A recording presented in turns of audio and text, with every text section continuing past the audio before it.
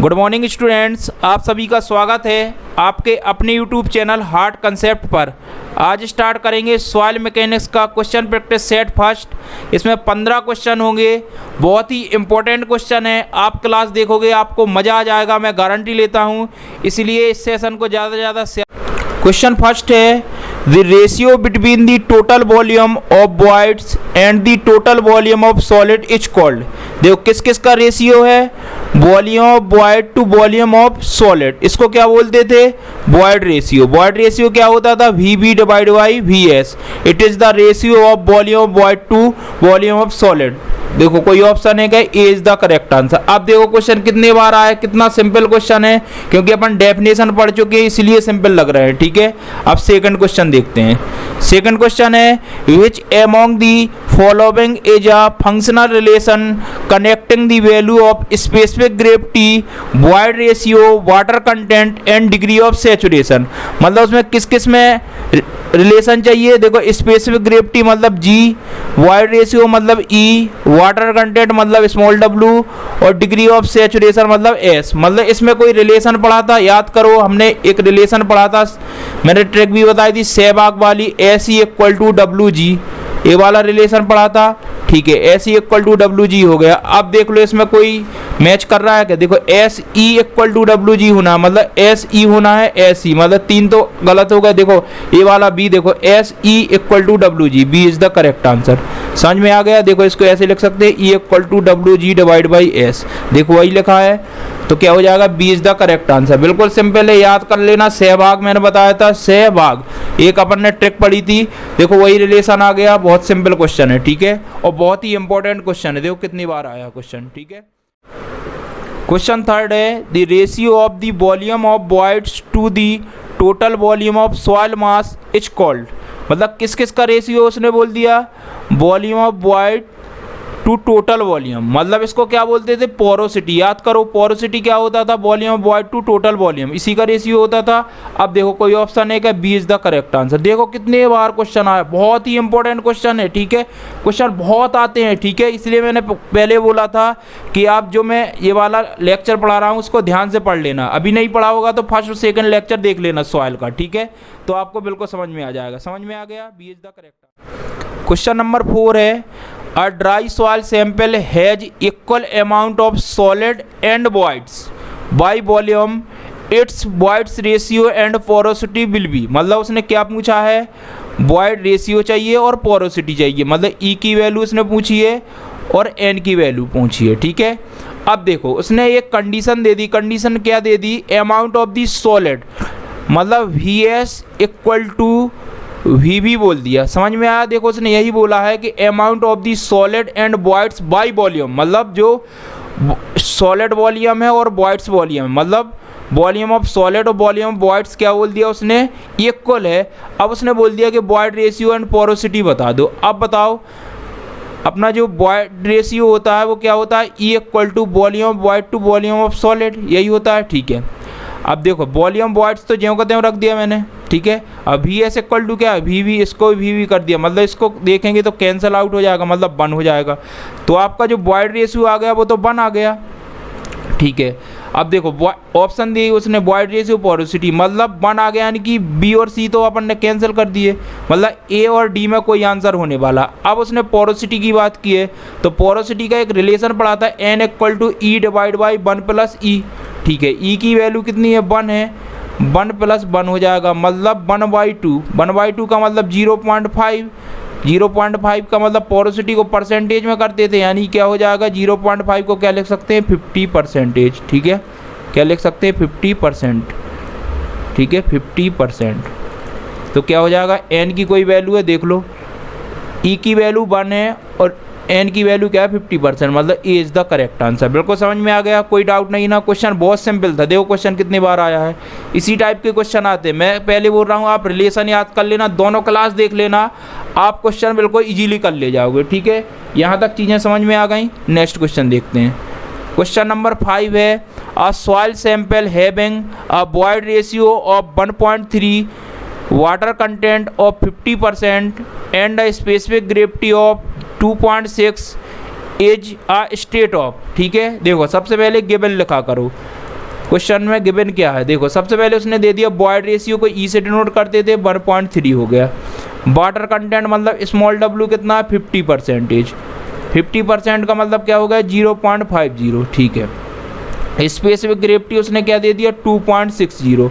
अब उसने बोला है कि यदि ये सब गिवन है तो बताओ सॉइल कैसी है, पार्शियली सैचुरेटेड है, फुली सैचुरेटेड है, ओवर सैचुरेशन है, अंडर सैचुरेशन है, ठीक है, उसने दिया। अब देखो क्या करेंगे, सबसे पहले यदि इस टाइप की 3 चीज़ें दी हैं, ठीक है, तो आपको मालूम है कि एक रिलेशन होता है S E equal to W G, सहभाग वाला, ठीक है, ये हो गया।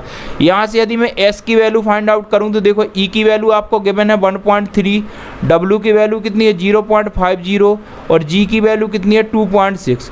यदि मैं यहाँ से s की वैल्यू फाइंड आउट करना चाहूँ तो देखो ध्यान से देखना, देखो 1.3 से कैंसिल करेंगे तो क्या आ जाएगा 2 आ जाएगा, ठीक है, इतनी चीज़ समझ में आ गई, 2 आ गई, यानी कि इसको यदि सॉल्व करेंगे आगे तो इंटू 2 हो जाएगा, यानी कि s की वैल्यू तो कितनी 1 आ गई, s की वैल्यू 1 है, इसका मतलब क्या हो गया, s की वैल्यू 1 है तो क्या होता था फुली सैचुरेटेड, फुली सैचुरेटेड, यही था। अब देख लो कोई ऑप्शन है क्या, full saturation, B is the correct answer. मतलब यदि आपको रिलेशन याद है तो क्वेश्चन इतने सिंपल लगेंगे आपको, आप यकीन नहीं कर सकते। देखो क्वेश्चन कितने बार आया है, कितने बार क्वेश्चन आया है, क्वेश्चन इजी लग रहा है ना। नेक्स्ट क्वेश्चन देखते हैं। क्वेश्चन नंबर 6 है the relation between void ratio and porosity. देखो क्वेश्चन फिर आ गया, बॉयड रेशियो एंड पोरोसिटी में 2 रिलेशन अपन ने पढ़े थे, क्या, एक तो ये पढ़ा था n equal to e divide by 1 plus e, और एक पढ़ा था e equal to n divide by क्या था 1 माइनस n।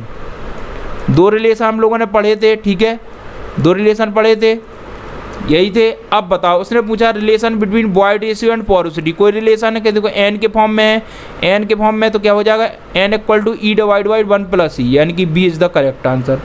क्वेश्चन मेरे को समझ में आ रहा है ना, कोई डाउट नहीं है ना, क्वेश्चन इसी टाइप के आते हैं, ठीक है। नेक्स्ट क्वेश्चन देखते हैं। क्वेश्चन नंबर 7 है a soil sample is having a specific gravity 2.60 and void ratio of 0.78, the water content required to fully saturate the soil at the void ratio would be। देखो question बहुत बड़ा है, देखो सबसे पहले क्या लिखेंगे गिवन, तुम तो एक एक चीज़ लिख लिया करो, क्वेश्चन ऑटोमेटिक सिंपल हो जाता है। देखो स्पेसिफिक ग्रेविटी यानी कि मतलब जी की वैल्यू है 2.60, फिर उसने क्या वॉइड रेशियो दे दिया, ई की वैल्यू दे दी, ई की वैल्यू कितनी है 0.78, फिर उसने बोल दिया water content require to fully saturated, मतलब उसने फुली सैचुरेटेड का मतलब क्या है एस की वैल्यू 1, और उसने वाटर कंटेंट उसने पूछ लिया, ये क्वेश्चन था, समझ में आ गया। अब बताओ इस टाइप का क्वेश्चन है तो सिंपल सा वही है, सहभाग S E equal to W G, ठीक है, एस की वैल्यू कितनी है 1 है, ई की वैल्यू कितनी है 0.78 है, ठीक है, डब्ल्यू की वैल्यू चाहिए और ये कितना हो जाएगा जी की वैल्यू 2.60। जब आप इसको सॉल्व करोगे, ठीक है, इसको आप सॉल्व करेंगे तो वैल्यू आ जाएगी 0.3। अब परसेंटेज में चाहिए तो क्या हो जाएगा 100 का इंटू यानी क्या हो जाएगा 30%। अब देखो B is the correct answer. इस टाइप का क्वेश्चन है। अब बताओ कोई डाउट होगा क्या, डाउट होने वाला नहीं है ना, डब्ल्यू की वैल्यू फाइंड आउट कर लोगे। बताओ इस टाइप का क्वेश्चन है, मतलब अब मैंने जब डेरिवेशन ही करवाया था सहभाग वाला, मैंने बताया था क्वेश्चन बहुत सिंपल आते हैं, ठीक है। यदि आपने ये डेरिवेशन कर लिया तो डेरिवेशन कितना इंपॉर्टेंट हो गया। यदि आपको रिलेशन याद है तो क्वेश्चन इजी लग रहा है ना, ठीक है। नेक्स्ट क्वेश्चन देखते हैं। क्वेश्चन नंबर 8 है workout theoretical maximum dry density for a soil sample having a specific gravity of 2.7 and optimum moisture content of 19%, ठीक है। क्वेश्चन अच्छा है, देखो क्वेश्चन ने गिवन में क्या है, सबसे पहले गिवन लिखेंगे। गिवन में उसने स्पेसिफिक ग्रेविटी 2.7 दे दिया, ठीक है। ऑप्टिमम मॉइस्चर कंटेंट का मतलब क्या है, स्मॉल डब्ल्यू दे दिया 19%। 19% का मतलब क्या है 0.19, ऐसे लिख सकते हैं।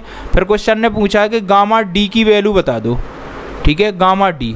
अब देखो एक आपने रिलेशन पढ़ा था, रिलेशन क्या था, गामा टी इक्वल टू क्या होता था, गामा डब्ल्यू ब्रैकेट में जी प्लस एस ई डिवाइड में 1 प्लस ई। वेरी वेरी इंपॉर्टेंट, यदि आपको ये वाला रिलेशन याद है तो आप जितने भी रिलेशन है बना सकते हैं। अब देखो गामा डी चाहिए, यहाँ से गामा डी चाहिए तो मेरे को एक चीज़ बताओ, यहाँ से गामा डब्लू हो जाएगा। अब डी का मतलब ड्राई, ड्राई का मतलब सेचुरेशन तो है नहीं, यानी कि ये वाला टर्म जीरो हो जाएगा, यानी कि यहाँ जी बचेगा डिवाइड में 1 + ई। मतलब एक चीज़ तो समझ में आ गई कि जो गामा डी का फॉर्मूला आ गया वो क्या हो गया, जी गामा डब्लू डिवाइड में 1 + ई। इतनी चीज़ समझ में आ गई। एक आपने रिलेशन फाइंड आउट कर लिया। यदि आपको रिलेशन याद हैं तो आप इजीली सॉल्व कर सकते हो। अब देखो यदि आपको रिलेशन याद है, देखो यदि जी की वैल्यू गिवन है, ठीक है, अब डब्लू की वैल्यू गिवन है, ई की वैल्यू चाहिए सबसे पहले, क्योंकि गामा डी तभी फाइंड आउट कर सकते हो जब आपको जी मालूम हो, गामा डब्लू मालूम हो, 1 + मतलब ई मालूम हो। अब ई के लिए क्या करेंगे, देखो ई के लिए क्या, आपको सहवाग वाला फॉर्मूला याद है, एस ई = WG, ठीक है।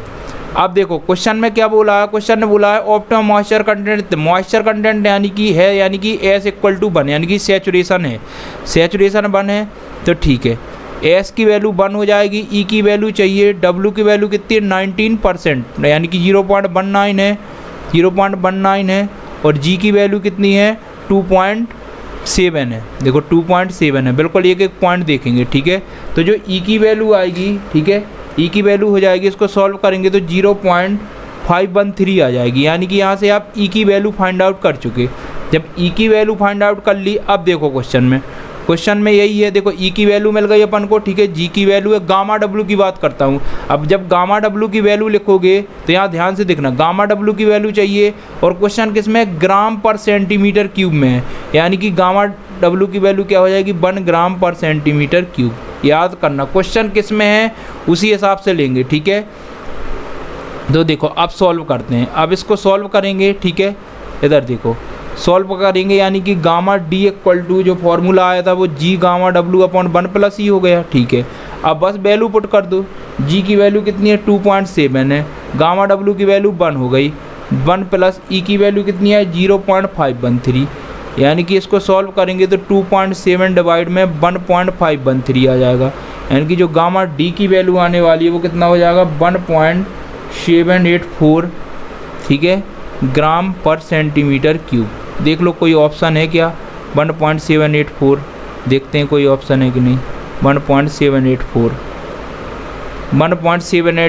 ठीक है, 1.784 आ गया ग्राम पर centimetre cube. D is the correct answer. इस टाइप का क्वेश्चन था, बिल्कुल समझ में आया, कोई डाउट नहीं है ना। देखो क्वेश्चन को कुछ नहीं करना है, देखो ये वाला फॉर्मूला आप बिल्कुल तरीके से याद कर लेना। यदि आपको ये वाला फॉर्मूला याद कर लिया आप तो सारा सब कुछ खेल यहीं से हो जाएगा, मतलब फिर gamma D, gamma saturation, gamma summer सब कुछ फाइंड आउट कर लोगे, ठीक है।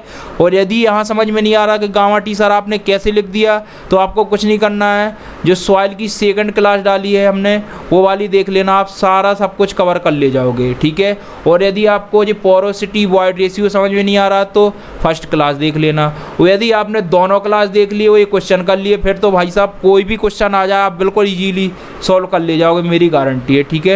तो यहाँ तक बिल्कुल समझ में आ गया। नेक्स्ट क्वेश्चन देखते हैं। क्वेश्चन नंबर 9 है, the ratio of the volume of air voids to the volume of voids is called. किस किस का रेशियो बोला है, volume of air to volume of voids. बताओ क्या होता था, एसी आपने पढ़ा था, एसी क्या होता था, एयर कंटेंट। एयर कंटेंट क्या होता था, volume of air to volume of voids का रेशियो, मतलब एयर कंटेंट। ये वाला चीज़ पढ़ी थी अपन ने, एयर कंटेंट क्या होता था, VA डिवाइड बाई VB। देखो उसने यही बोला, ratio of the volume of air to the volume of voids, मतलब B is the correct answer. समझ में आया, बहुत सिंपल क्वेश्चन। क्वेश्चन नंबर 10 है, a partially saturated soil is classified as. देखो 1 फेज सॉइल है, 2 phase soil, 3 phase soil, 4 phase soil, 4 option दिए उसने। देखो अब मैंने पहले से डायग्राम बना लिए, देखो इसको अपन क्या बोलते थे, इसको बोलते थे 3 फेज डायग्राम, 3 फेज डायग्राम, ठीक है, यही था, बिल्कुल ध्यान से याद करो। इसको बोलते थे 2 फेज डायग्राम, इसको क्या बोलते थे, 2 फेज डायग्राम, 2 फेज डायग्राम, ठीक है। अब देखो सबसे पहले क्या, ऊपर क्या होती थी, एयर, फिर होता था वाटर, फिर होता था सॉलिड। अब देखो मैंने क्या किया, वाटर को हटा दिया, यानी कि यहाँ हो गया एयर, ये हो गया सॉलिड, फिर मैंने एयर हटा दी, यहाँ हो गई वाटर, ये हो गया सॉलिड। अब देखो इसको बड़े ध्यान से समझना। देखो मतलब जो 3 फेज डायग्राम है उसमें क्या है, एयर है, वाटर है, सॉलिड है। इसका मतलब कौन सी सॉइल हो गई ये हो गई आपकी पार्शियली सैचुरेटेड सॉइल। क्या हो गई, पार्शियली सैचुरेटेड सॉइल। तो हमेशा याद रखना है, यदि आपका पार्शियली सैचुरेटेड सॉइल है तो कैसा डायग्राम होगा, 3 फेज डायग्राम, 3 फेज डायग्राम। ठीक है, अब 2 फेज डायग्राम में देखो एयर और क्या है, सॉलिड, मतलब वाटर नहीं है। इसका मतलब क्या हो गया, इसका मतलब ये हो गया ये कौन सी सॉइल है, ड्राई सॉइल। यदि आपका एयर और सॉलिड होगा तो कैसी सॉइल हो जाएगी, ड्राई सॉइल। अब देखो इसमें देखो वाटर और सॉलिड है, एयर नहीं है, इसका मतलब क्या हो गया, fully saturated soil, fully saturated soil. इतनी चीज़ समझ में आई कि नहीं आई, यानी कि आपको इतनी चीज़ समझ में आ गई कि यदि आपका 3 फेज डायग्राम है तो कौन सी सॉइल होगी, पार्शियली सैचुरेटेड सॉइल। ठीक है, यदि 2 फेज डायग्राम है तो 2 टाइप की सॉइल होगी, यदि एयर और सॉलिड है तो ड्राई सॉइल, और वाटर और सॉलिड है तो फुली सैचुरेटेड सॉइल। अब क्वेश्चन ने क्या पूछा है, अब पार्शियली सैचुरेटेड सॉइल मतलब 3 phase soil. C is the correct answer. बिल्कुल समझ में आ गया, क्वेश्चन बहुत सिंपल। क्वेश्चन नंबर 11 है, if the volume of voids is equal to the volume of solid in a soil mass then the value of porosity and void ratio respectively. मतलब उसने किस किस की वैल्यू पूछी है, पोरोसिटी मतलब N, वॉइड रेशियो मतलब E। ठीक है, क्वेश्चन को बड़े ध्यान से देखना। देखो क्वेश्चन ने बोला है यदि volume of voids equal to क्या है, वॉल्यूम ऑफ सॉलिड है। ये क्वेश्चन में गिवन है। अब देखो सबसे पहले अपन वॉइड रेशियो की बात करते हैं। वॉइड रेशियो क्या होता था, E equal to VV divide by VS, यही होता था। ठीक है, उसने VV के बराबर VS दे दिया, डिवाइड में VS हो गया। मतलब एक चीज़ तो समझ में आ गई कि जो आपका वॉइड रेशियो आ गया वो 1 आ गया। अब देखो वॉइड रेशियो 1 आ गया। ठीक है, ठीक है। यदि आप पोरोसिटी की बात करें तो पोरोसिटी क्या होता था, N equal to E divide में 1 प्लस E। मतलब E की वैल्यू कितनी है, 1 है, ये वाला 1 हो गया, यानी 1/2 का मतलब क्या होगा, 0.5। अब देखो क्वेश्चन ने सबसे पहले पूछा क्या है, वैल्यू ऑफ पोरोसिटी। मतलब सबसे पहले उसने वैल्यू पूछी पोरोसिटी की, पोरोसिटी की हो गई 0.5। ठीक है, फिर उसने वैल्यू पूछी वॉइड रेशियो, वॉइड रेशियो की 1, यानी कि जो आंसर 0.5 और 1 होगा वही answer, C is the correct answer. बिल्कुल ध्यान से देखना, क्वेश्चन ने देखो क्रम क्या पूछा है, पहले पोरोसिटी फिर वॉइड रेशियो, क्योंकि दूसरा ऑप्शन देखो 1 और 0.5 का है, तो आंसर लाओगे और फिर गलत कर दोगे तो बहुत दुख होता है। इसलिए आप पहले क्रम देख लेना। उसने देखो सबसे पहले क्या पूछा था, पोरोसिटी, फिर पूछा है वॉइड रेशियो, तो ये पोरोसिटी हो गया, ये void ratio, C is the correct answer. बिल्कुल समझ में आ गया, कोई डाउट नहीं है ना। नेक्स्ट क्वेश्चन देख, क्वेश्चन नंबर 12 है, in a wet soil mass air occupied 1/6 of its volume and water occupied 1/3 of its volume the voids ratio of soil is. मतलब ई की वैल्यू चाहिए, और ई इक्वल टू क्या होता है, VV डिवाइड बाई VS, ये आपको मालूम है। मतलब माइंड में एक चीज़ तो अपन ने फिट कर ली कि मेरे को किस किस की वैल्यू चाहिए, VV की और VS की, तभी आप ई फाइंड आउट कर पाओगे। अब क्वेश्चन पे आते हैं। क्वेश्चन ने बोला कि एयर ऑक्यूपाइड मतलब VA क्या है, 1/6 ऑफ टोटल वॉल्यूम। ठीक है, फिर उसने बोला है क्या, VW क्या है, 1/3 ऑफ टोटल वॉल्यूम, यही बोला। देखो इसने यही बोला, air occupied 1/6 of its volume का मतलब क्या है, मतलब जो VA है वो 1/6 ऑफ V है, और वाटर ऑक्यूपाइड का मतलब VW है 1/3 ऑफ B है। ठीक है, अपन को VB और VS की वैल्यू चाहिए। ठीक है, यदि मुझे VB की वैल्यू चाहिए तो वो क्या होता है, VA प्लस VW। ठीक है, VB अपन यहाँ से फाइंड आउट कर लेंगे, 1/6 of B plus 1/3 of B। इसको जब आप सॉल्व करोगे तो VB इक्वल टू क्या हो जाएगा, 6 LCM हो जाएगा, V प्लस 2B, यानी कि 3V डिवाइड बाई 6, यानी कि क्या हो जाएगा, V/2। यानी कि आप VB यहाँ से फाइंड आउट कर चुके, VB इक्वल टू क्या आ गया, V/2। इतनी चीज़ समझ में आ गई। ठीक है, इतनी चीज़ समझ गए।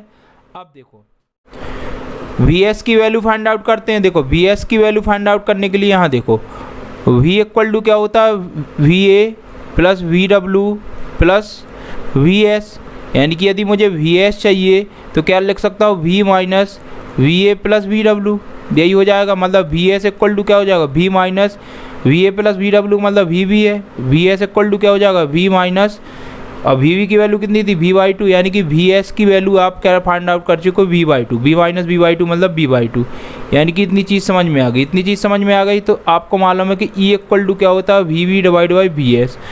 तो VB की वैल्यू आप फाइंड आउट कर चुके हो V/2, और VS की भी V/2, यानी कि E की वैल्यू तो 1 आ गई।